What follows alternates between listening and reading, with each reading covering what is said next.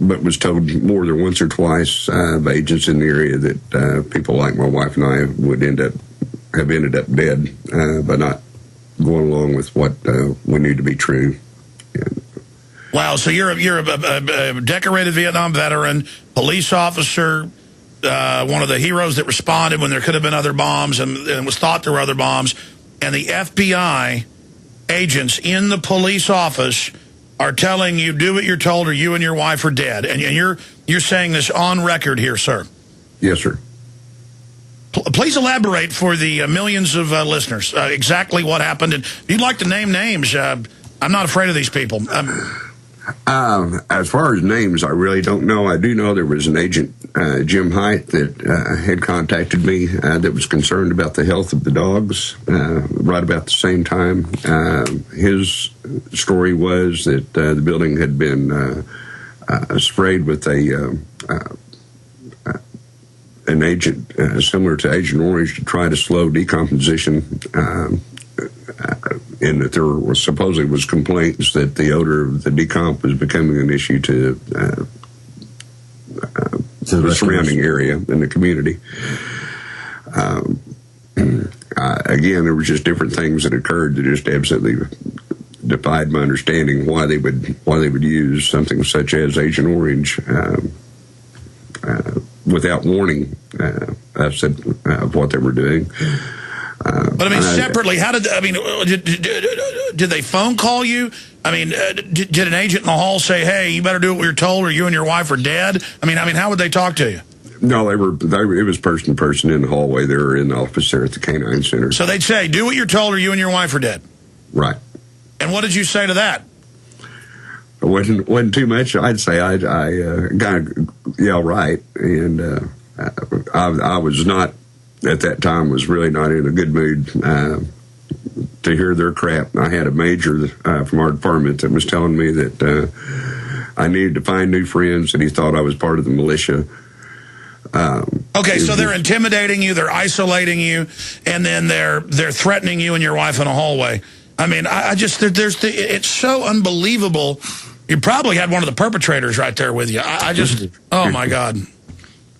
Well, I mean, that's one of the things about this. When you see the behavior of the federal agents on the scene and afterwards, it makes you question what their mission is entirely, because they were not responding in a professional manner. They pulled people back to pull off the videotapes. Don, you witnessed that. Yes, I watched while we were being sequestered there in the courtyard. I did watch agents with FBI raid jackets on, removing video cameras from the corners of the Murrah building. Tapes that we've never seen. Those cameras would have recorded everything that happened in front of the Murrah building. You know, if we are wrong, and they want to prove it. You know, if you can show the tape that shows McVeigh getting out of that truck and that truck causing the damage to that building, I'll go home and I'll never talk to you. Well, they've declared national security. Some good FBI agents have gone public, as you know, in the LA Times 9 years ago, and they said they've seen the tapes. There's 20-something of them, and it does show McVeigh with a bunch of other men, and that's why the government doesn't want it released. Exactly, and the Secret Service timeline records that when they looked at the tape, that there were suspects exiting the truck 3 minutes after it was parked. Plural. That means multiple suspects. But to this day, they insist McVeigh was the only person who drove that truck up. Don Browning mentioned Dana Bradley earlier.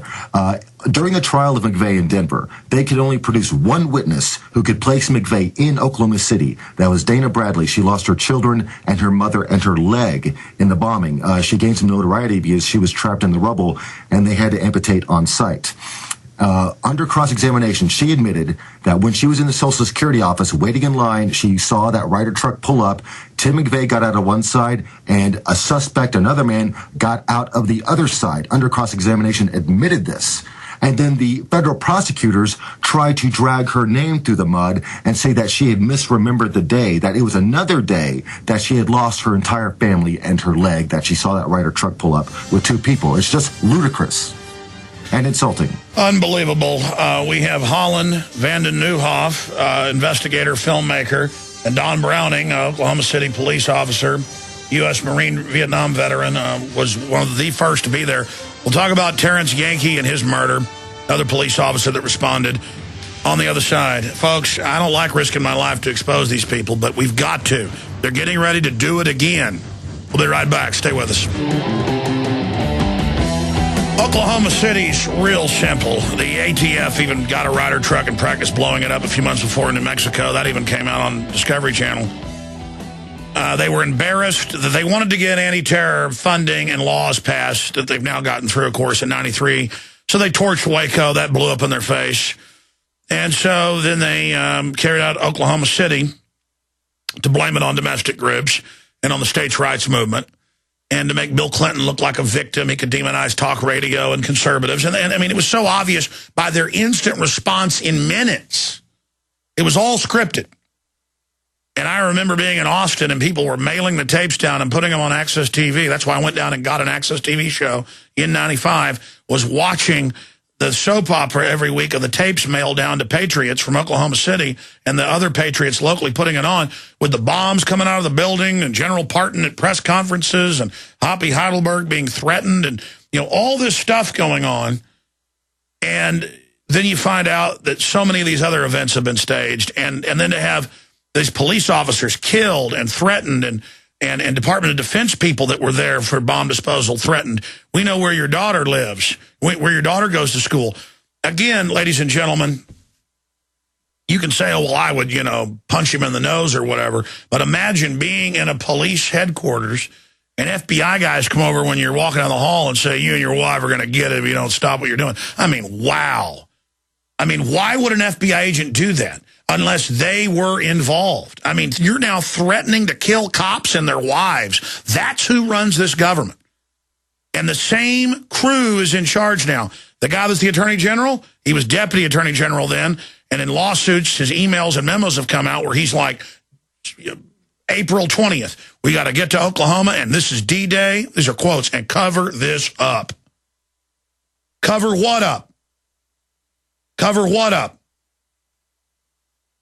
Happened in Oklahoma City. Eric Holder was in charge of the investigation for the Justice Department. He managed the investigation, later in charge of the Trentadue cover-up, now Attorney General of the United States, and now he has Gunwalker all over him. This man has killed thousands of people. That's in the headlines now. Why is it so hard to believe that an operation in 1995 killed 168 people? Yes, sir. That's a good point, Mr. Browning. Again, retired Oklahoma City police officer, was one of the first to respond. I mean, that's a false flag staged event right there, where they weren't just letting them get sold at gun shops. That was the cover. We now know 18-wheelers into Mexico, and in the federal cases, drugs back in. I mean, Eric Holder is just a mob boss. Well, you were talking about, you had Hoppy Heidelberg on the show earlier this week. You were talking about the threats he received. What's interesting about that is that the FBI agent who threatened Hoppy Heidelberg is named John Hursley. John Hursley was basically the FBI's representative to the prosecution during the trial. John Hursley was there with his partner threatening Hoppy Heidelberg with a gun if he kept on talking about what had happened behind closed doors at the grand jury that indicted McVeigh and Nichols and others unknown. John Hursley is now the go-to guy for the History Channel and whoever else wants to do an apology for the official story. John Hursley is there in a suit and tie with the American flag behind him, representing the United States government. That man is a thug. He threatens people with guns, and he's on TV trying to explain the official story. In fact, he wrote a book, Ghost wrote a book about the bombing, about the official story, and the title is called Simple Truths. Simple Truths, which is always what the noble lie is cloaked in, a simple truth. Don, what were you looking into that made FBI agents threaten not only you, but to kill your wife? I was trying to follow up. I had a lot of citizens that was calling, giving information. We're trying to follow through with different tidbits of information I was getting, even from persons such as Janie Carverdale and Glenn and Wilbur and his wife. I felt obligated as a police officer that we should be looking into all those things, and they were pretty frustrated that for the most part they were being ignored or being told it didn't matter. It was similar to like Dana Bradley that we mentioned earlier. I was called into the U.S. Attorney's office and was questioned as to what she said to me the entire time that I was near her. I wanted to know every if and but, every I, every T. She was groaning. She was in pain. There was no noticeable conversation that came from her. But they wanted to know what she'd seen and what she'd told you. Exactly. And there's a woman pinned under giant girders who lost her leg, and they're wanting to know, what did she say? What did she say? So as a police officer, you're saying the feds were acting super guilty. Yes, sir. Yes, sir. That it was. Well, I was told at the time that they were going to have to refute what she was saying, and apparently she was delirious due to her injuries and her losses. I bet. She'd lost family members again in there.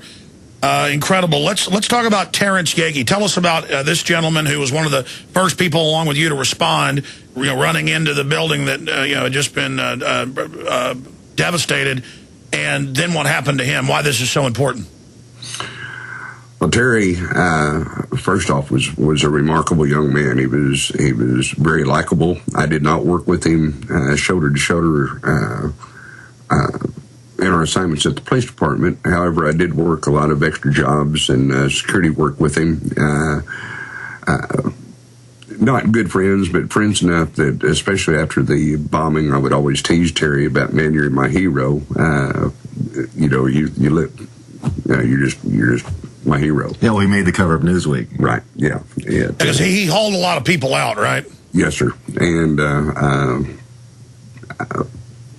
Terry, bless his heart, right off the bat was concerned because there were so many FBI and ATF agents on the scene, even when he drove up. You drive up and there's feds in their gear running around everywhere. What, 30 seconds after? Yeah, he showed up just minutes after. Terry Yeaky was the first officer to respond. He pulls up, and there are FBI agents on scene. The FBI headquarters is 5 miles away. They have no business. Why are ATF agents and FBI agents at the scene of the bombing, sitting there watching what's going on when the first officer to respond pulls up? Well, they were proud of their work. I mean, well, there was an operation going on. Yeah, blowing up some kids in a daycare. That's what tough guys do. Well, Don, you were given privy information about a surveillance operation by the FBI that was going on at the time, right? Concerning the vehicle description? Yeah, they always claim that, so when it happens, it was a sting went bad, yeah. Well, no, quite interestingly, the morning of the bombing, as I was en route downtown, they were simulcasting a 3-vehicle description along with the 7 Persian males that were supposedly occupying these vehicles that they had left on the interstate systems from the Murrah building area. And surprisingly, we were told that these vehicles were still under surveillance and continued to progress. The FBI said that? Yes. So the FBI told the police that they were watching the suspects. But the building blows up and they don't stop the suspects. But no, please don't understand. This supposedly was afterwards. This was supposedly suspects of the bombing itself. Sure, yeah. That went on through all the morning up until about 1:30. At that point, I had an opportunity to speak to one of the FBI agents that had kind of slowed to take a break and asked him what the